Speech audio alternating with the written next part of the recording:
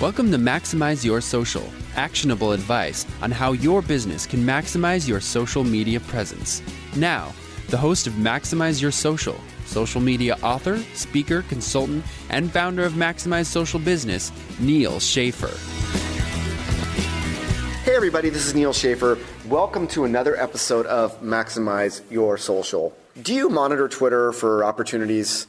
I love the various opportunities that I find on Twitter. And recently, as being an author, I've been able to be extremely fortunate in having people actually tweet out, I just read Maximize Your Social, great book, or what have you. It's something you can only do on Twitter because on Facebook and LinkedIn, it's hidden behind personal profiles. Google+, yes, some people are active, not as active as maybe on Twitter, but Twitter really is the open public forum. So whenever I see that, I always want to reach out and thank those people. Now, recently, I've had some professors say, congratulations, we just chose your book for our course. And serendipitously, one of those universities, and I plan on meeting all of them, for the other ones that have adopted it that are listening to this podcast, I am in Orlando, Florida this week, which you probably heard about in my earlier podcast. And one of the universities is a university called Nova Southeastern University in Fort Lauderdale, Florida. If you're in Florida from the area, you probably know the university. In California, in all honesty, I didn't know about it, but then I realized they have a 30,000 student population, and they are the third largest independent university in our country, a major institution. But more surprisingly, as I am here on campus, together with two professors of marketing that have adopted Maximize Your Social for the course, I realize how far in their curriculum of social media marketing that they have come, and it's been extremely impressive. Now, you know that I teach a course at Rutgers on Maximize Social Business. We have Dr. Jessica Rogers, who teaches at Southern New Hampshire University. I know the dean of the business school at University of San Francisco, which is another famous one.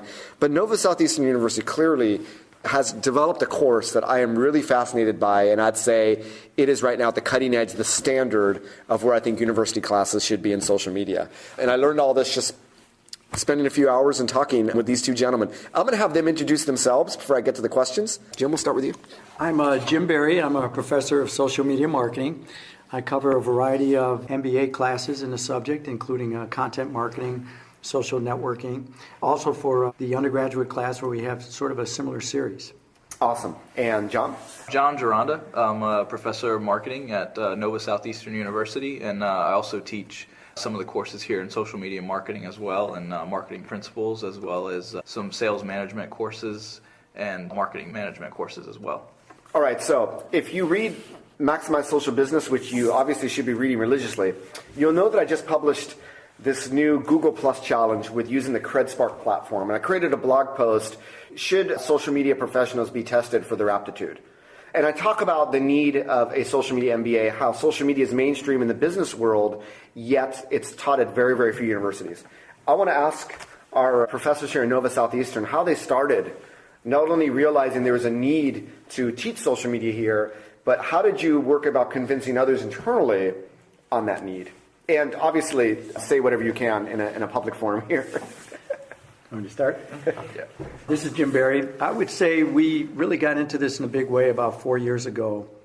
And it was basically introduced as a supplement to our sales-based curriculum. We started realizing that some of the technologies used in sales go further than just CRM and should include at minimum the social networking experience you get through LinkedIn. That caught on fire to a point where the student population suggested that maybe we should include a broader-based course than just internet marketing, but internet and social media marketing in the marketing major.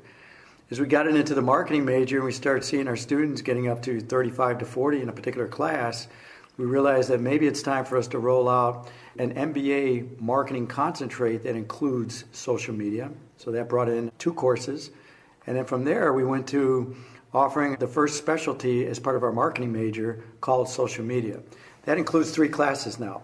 So John teaches the first one, which basically gives our students an overview of internet marketing, search engine marketing, and social media. That moves into our second course, which is devoted strictly to content marketing. And then it wraps up into a course that uses Neal's book, which is how do you basically engage fans and build community surrounding that content. So we now stand with 6 classes overall, starting from just an element of a sales course, and we did that in about 2.5 years.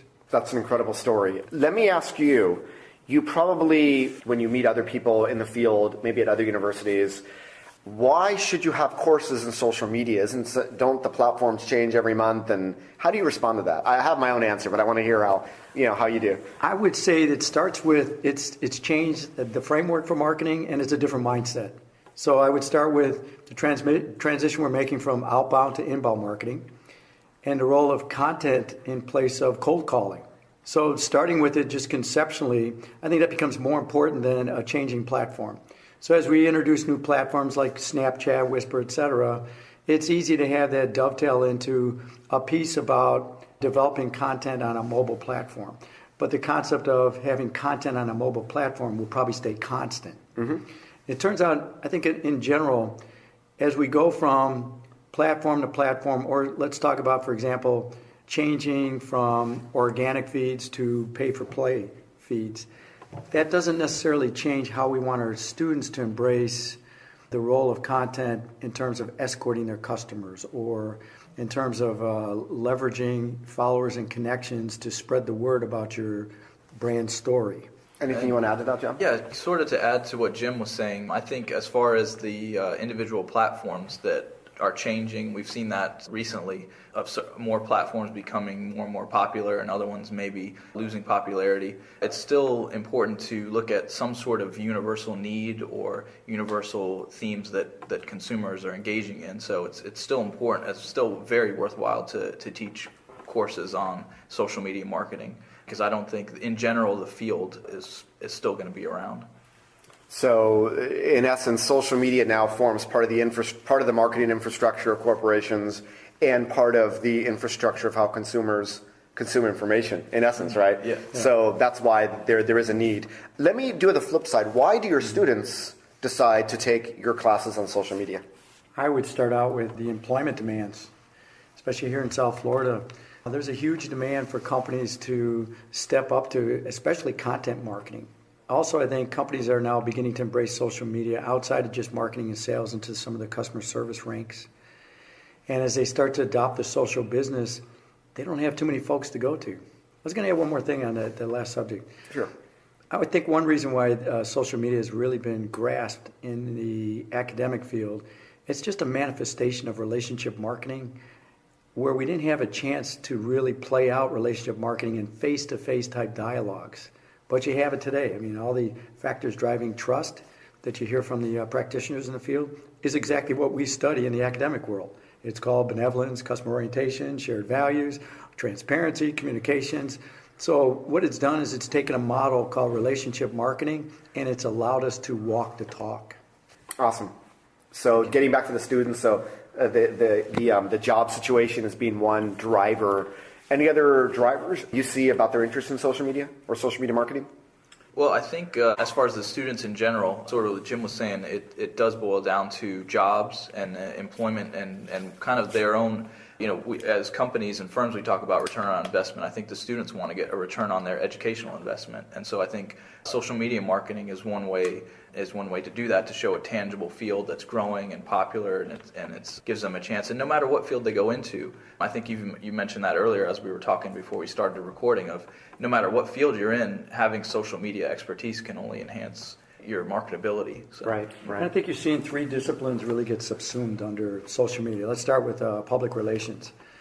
So I think many students are finding that at minimum you better have a social media background and to qualify for today's job description for public relations. And I would take the next one to sales.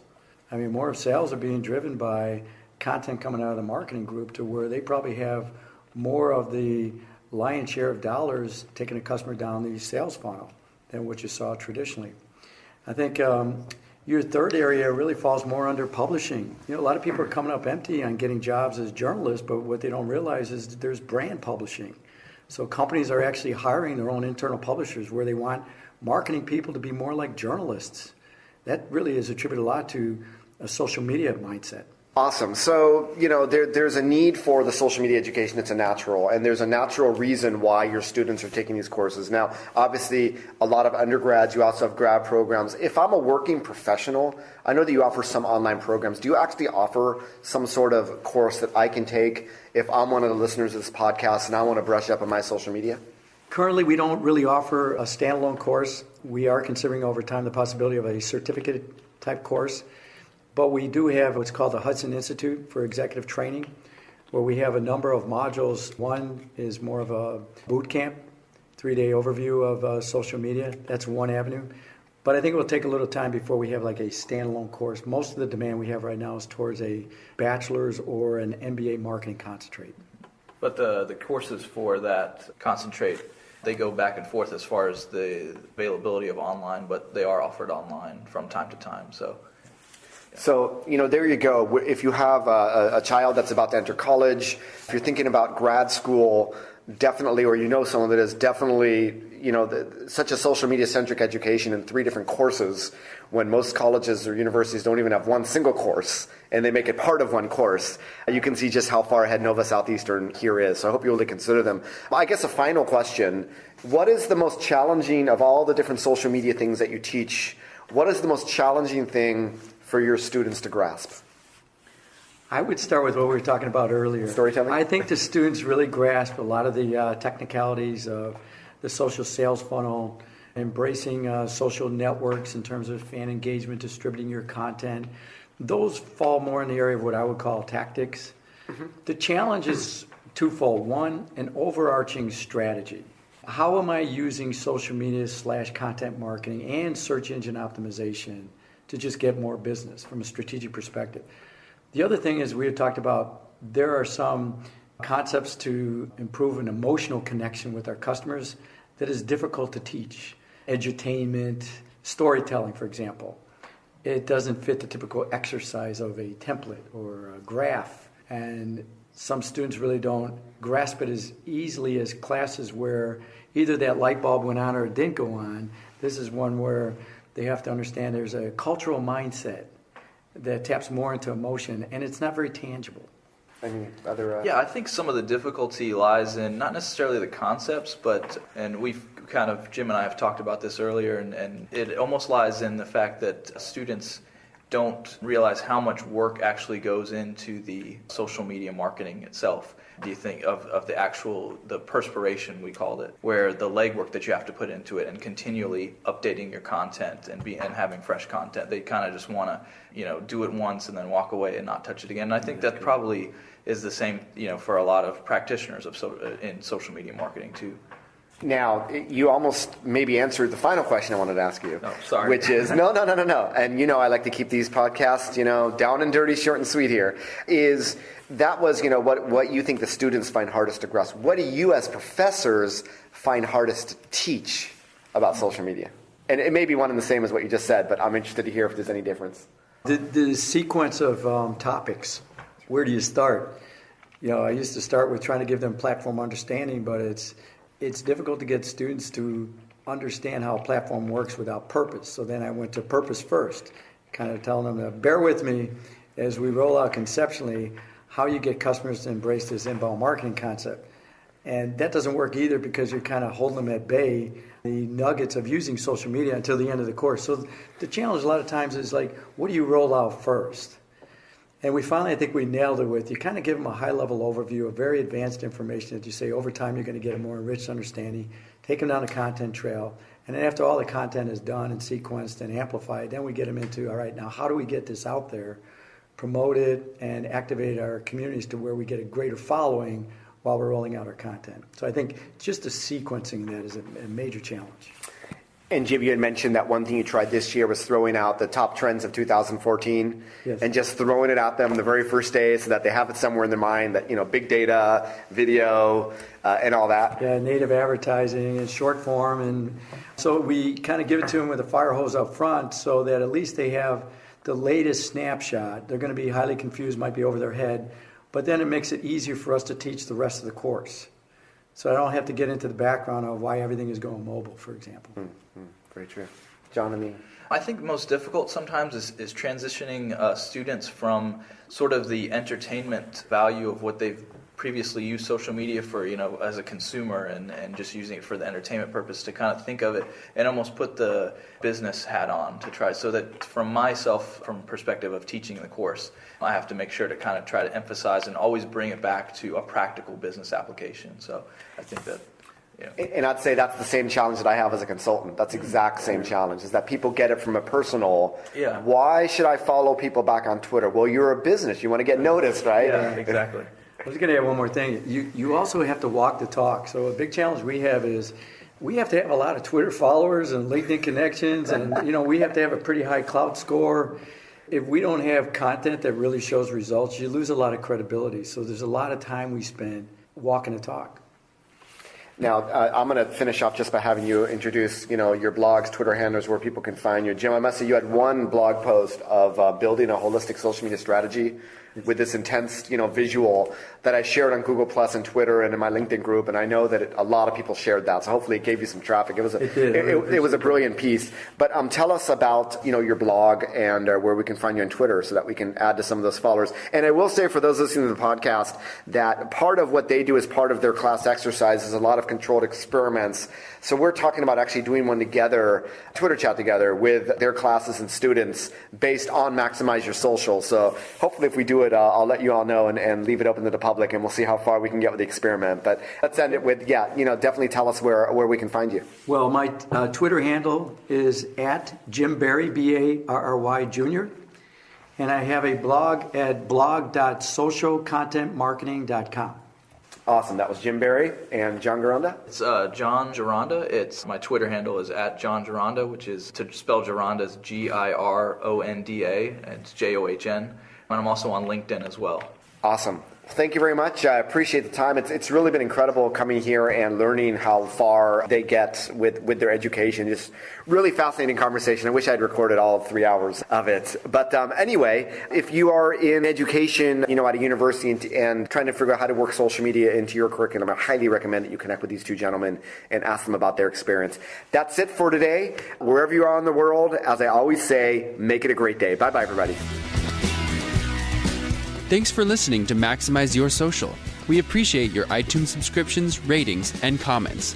If you would like to appear on the show or recommend content, please contact Neal Schaffer at neal@maximizeyoursocial.com. Thanks for listening and have a great day.